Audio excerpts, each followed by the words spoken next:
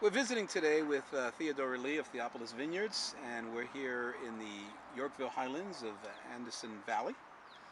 And Theodora, tell me a little bit about your background and how you got involved in the wine business. Well, interesting. I am a native Texan, born and raised in Dallas, Texas.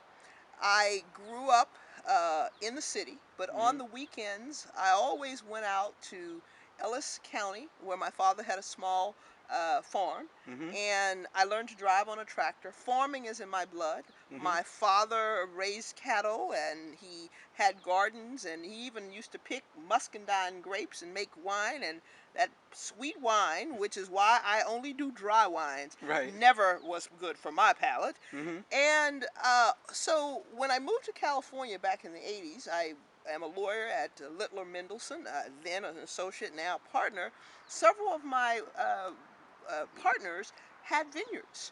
And I would deliver briefs to their weekend homes. And I really figured that vineyards were beautiful. Hmm. And I could combine my farming roots and become a grape farmer, as Got it. we call it. Right. And so my dream was to buy a vineyard. Hmm. And all Hmm. I really wanted to do was have a well-known winery put Theopolis Vineyards on the bottle with a vineyard designation. Got it. Well, in 2012, the owner of the winery that was buying my grapes told Hmm. me he had bought a 75-acre vineyard out here in Mendocino County, and he wouldn't be renewing for 2014.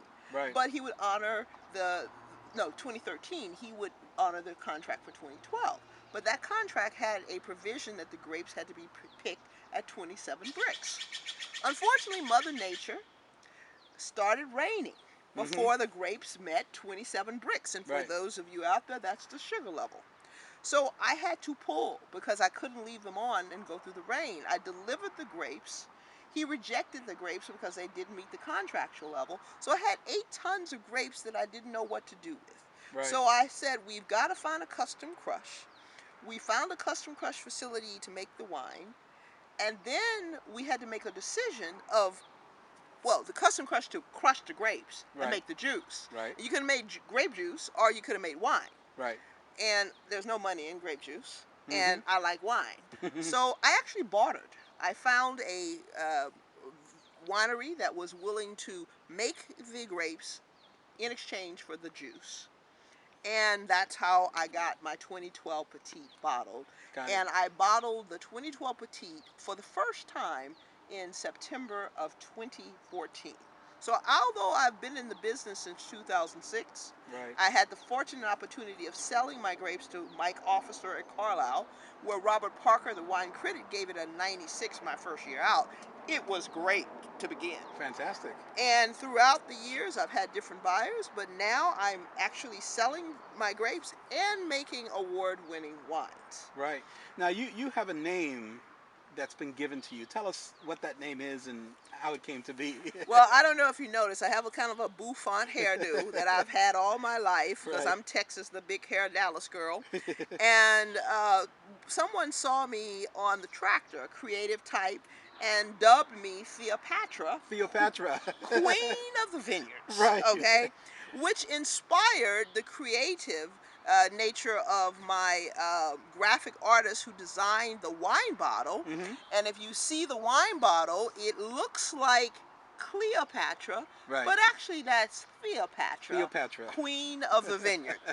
And staying with that whole theme, Theopolis Vineyards was a name that I decided to use because I actually was given the Greek name Theopolis Vineyards Hmm. back in the 80s when I pledged Delta Sigma Theta back at Spelman College. Right. And when I was looking for a name for my vineyard, I Right. said Theopolis Vineyards. And I'm Theodora, and I'm Theopatra, and everybody calls me Theo. So Theopatra is Theo/Patra, and it's stuck, and it's been a wonderful brand. It has been a well-received wine, and I'm enjoying it. Absolutely. Well, that's a great story.